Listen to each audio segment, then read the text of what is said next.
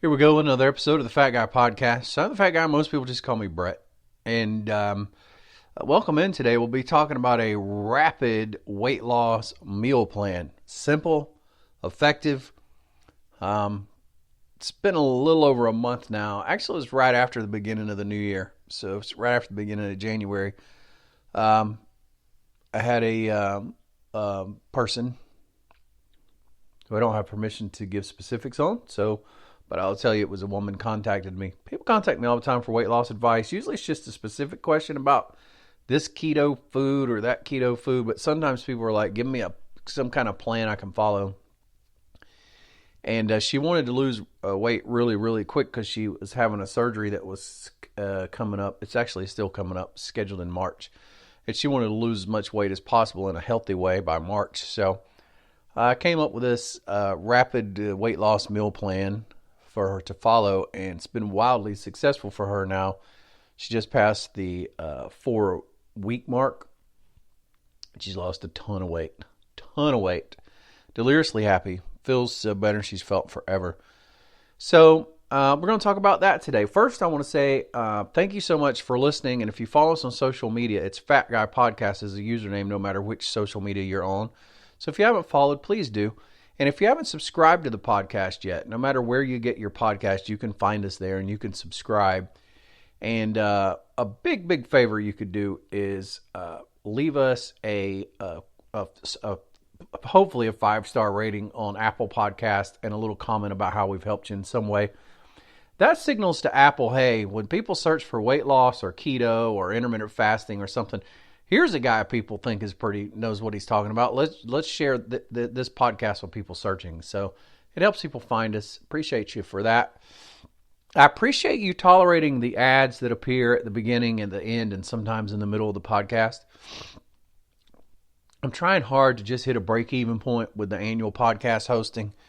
And we're closer than we've ever been, but we still have a ways to go. But that's thanks to increased listenership, which comes from you sharing, and the ads, and then also from patrons. And I got to tell you, the patrons are amazing. Now, patrons are people who chip in a few bucks.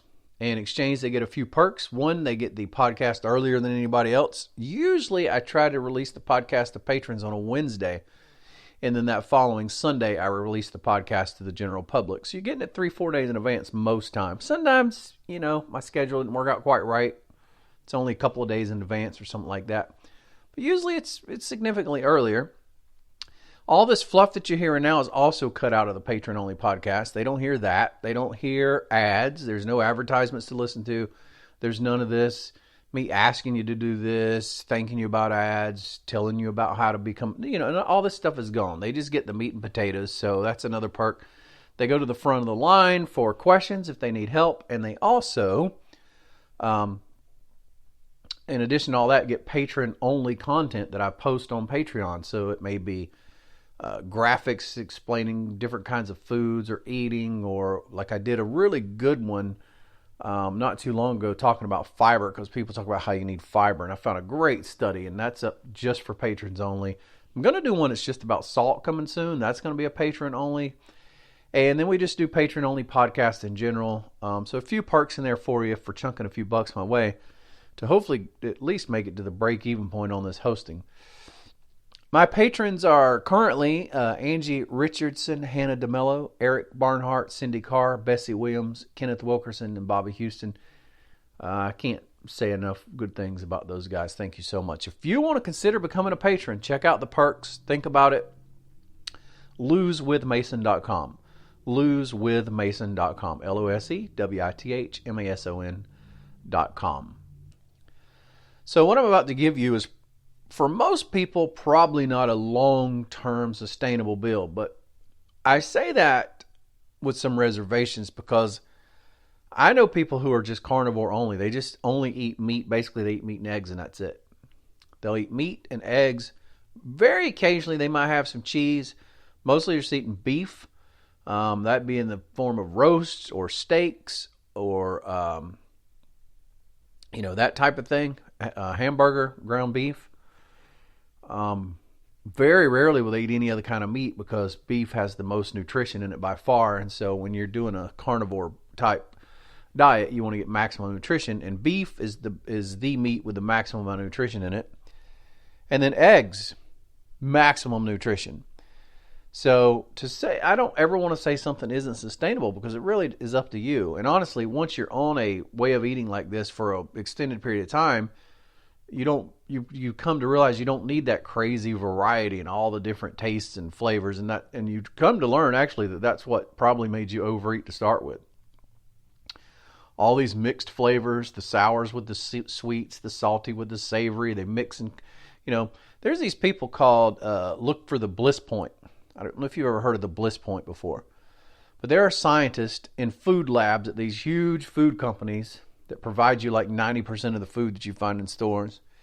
And their one goal in life is to find the bliss point of food. And the bliss point is where you reach the perfect combination of sweet, savory, salty, sour. And it's the perfect blend so that you will eat the maximum amount of it without feeling full. Chips are a great example of this. The right flavored chip, you can just plow through a bag of chips and think nothing of it. Chips are a good example, but it applies to all kinds of food. Nevertheless, you come to find the more simpler you eat, the less hungry you are, the less cravings you have, the less variety you need, and it just becomes sustainable after a while. The key to that, obviously, is being on it long enough for all that to kick in, and that's for different people. It could be 6 weeks, it could be 4 months, it could be 6 months. But again, I know people who've just been carnivore for months and years, and they just eat basically meat and eggs, occasionally some cheese. That's pretty much what their life is. So that being said, most people want variety. They probably won't find this too exciting, but you can transition from this to a little bit more of a liberal keto diet after you get that huge jump start, that huge drop in weight, that huge motivation. It'll get you off your food addictions. It'll help you break bad habits. And, 4 weeks later, you're like, wow. So it's really simple. It's the meal plan. I actually didn't invent it. Many years ago, a doctor came up with this as a extreme version of keto. He's since abandoned some of it, but the acronym for it was MEAL, meal. So it's a meal plan, MEAL. M is for meat. That'd be primarily beef, so you want to be eating. I know steaks are expensive, but steaks are a good source of high nutrition and they fill you up. Obviously, ground beef. Obviously, you can do cheaper cuts of steak as well. You can figure out the way beef work. You can do beef roast, that type thing, brisket, etc. You can also throw in pork chops. You could throw in bacon, etc. But M is for meats, and so that's the staple of the diet. It's a very high protein diet. Protein is the most satiating of all the macronutrients. So macronutrients are proteins, fats, and carbohydrates. So carbohydrates you don't need any of. You don't ever have to eat another carbohydrate again and you'll be fine. There are fats that you need to eat and there are proteins that you need to eat. You have to eat them to survive. There are no carbs that you have to eat to survive. Zero. Carbs give you cravings. They cause insulin fluctuations. Carbs are just bad for a lot of reasons. Fat is reasonably satiating. And there's a big debate in the community about what satiates you more, what fills you up and sustains you longer so you don't get hungry for a long time. Is it fat or is it protein? But most of the data that I can find is that it's definitely protein, especially quality sources of protein like beef. So the M in meal plan is meats, primarily beef, but of course you want chicken. Chicken, by the way, is the worst meat. It's grown in the worst way. These chickens are in chicken houses breathing in their own ammonia from their feces for 6 weeks. They can't move. Most of them's legs break because they become so heavy that their legs won't support them, so they just lay on the ground. There's a lot of other reasons chicken just isn't a good food for you. But look, I love me some chicken. If you want to have some rotisserie chicken or grilled chicken or something, whatever. But you should primarily be focusing on beef for nutrition because there's not much nutrition in chicken. It just isn't. It's protein, but it's not a nutritious protein. Same goes for pork. So you move on to the E. We got the M. We move on to the E. The E is simple. It's eggs. So we've got M and E, meat and eggs. So, what's this going to look like? Most people are probably going to think about this as breakfast. So you can have meat and eggs for breakfast. Doesn't have to be bacon, but it could be. You can have steak and eggs for breakfast. Something good that you wouldn't think is good is just ground beef and eggs. And I've seen a lot of people do this where they'll do the kind of the hamburger patty, and they'll cook the egg and sit it right on top of the hamburger patty. And some people like it where the yellow is still runny. Some people like it harder, but either way, you just eat it just like that, and it's really good. Nevertheless, meat and eggs. The A comes for added fats, and so you want to be careful about added fats because this is a high protein, high satiating, maximum weight loss diet. It's going to be protein sparing, muscle sparing, so you won't lose as much muscle, if any muscle. You're going to be maximally satisfied, so you're going to have minimum amounts of hunger and cravings. All this because it's high protein. The added fats is for cooking things. So if you're going to cook an egg, obviously you're going to have to cook it in something. Now, if you're eating bacon and eggs, I would highly suggest that you cook the bacon and then you cook the eggs in the bacon grease. And so it's basically the fat you'd be getting anyway from the bacon. But, you can cook the eggs in coconut oil. You can cook them in olive oil.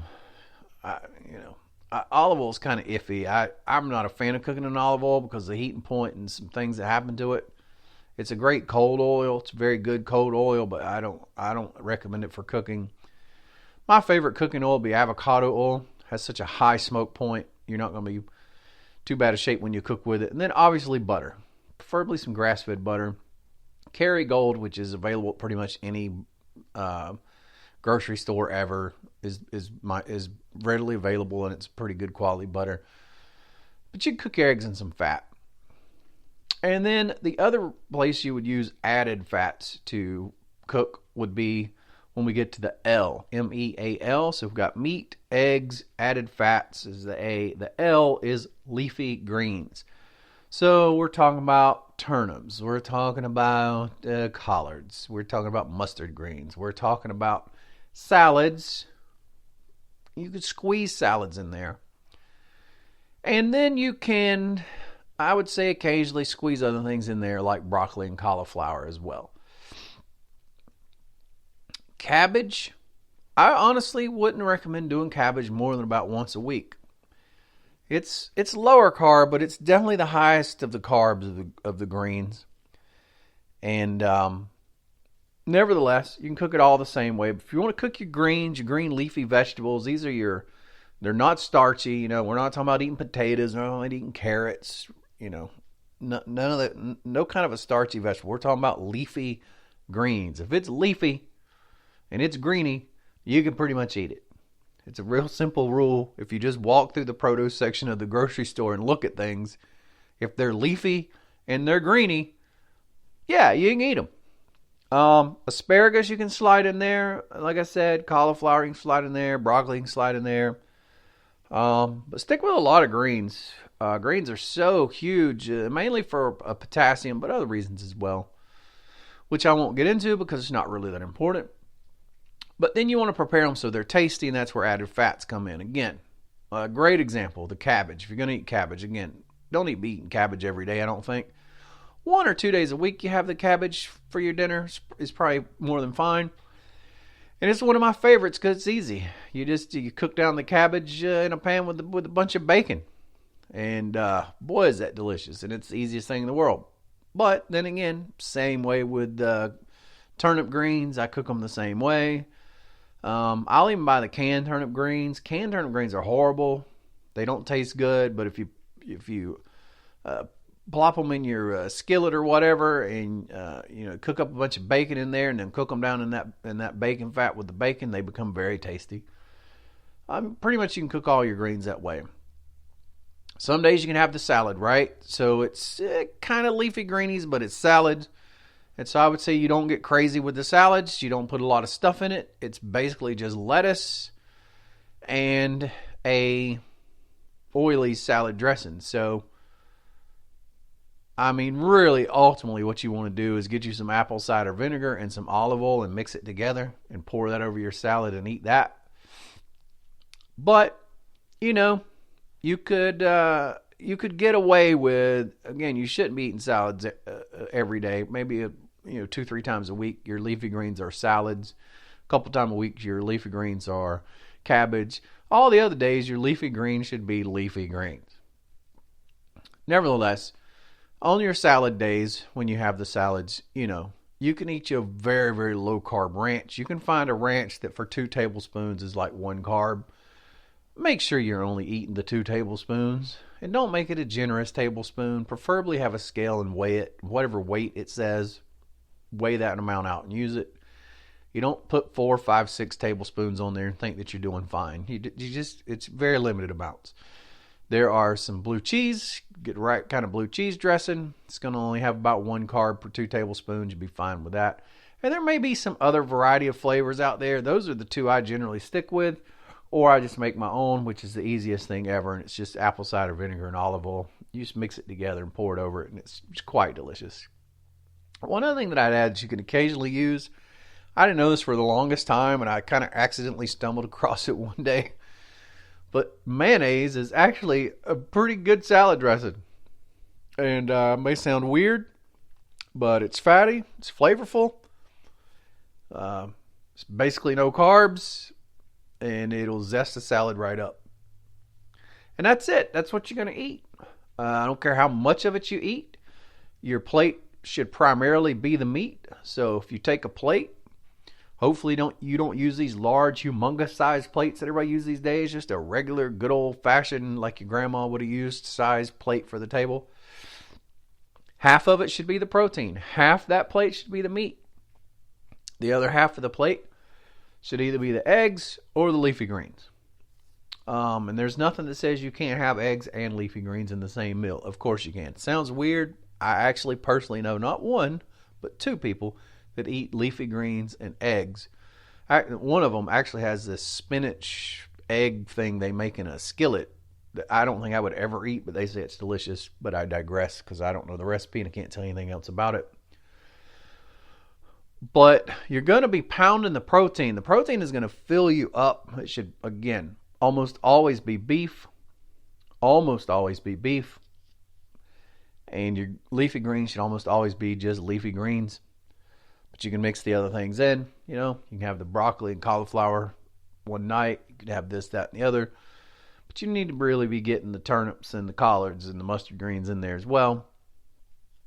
And if you do that, and you pound that for 30 days, you're going to be shocked at how much weight you lose when the 30 days is up. And then after that 30 days, you can decide on where you want to go from there. Where do I want to go from here? Do I want to go to a more, loosened up keto?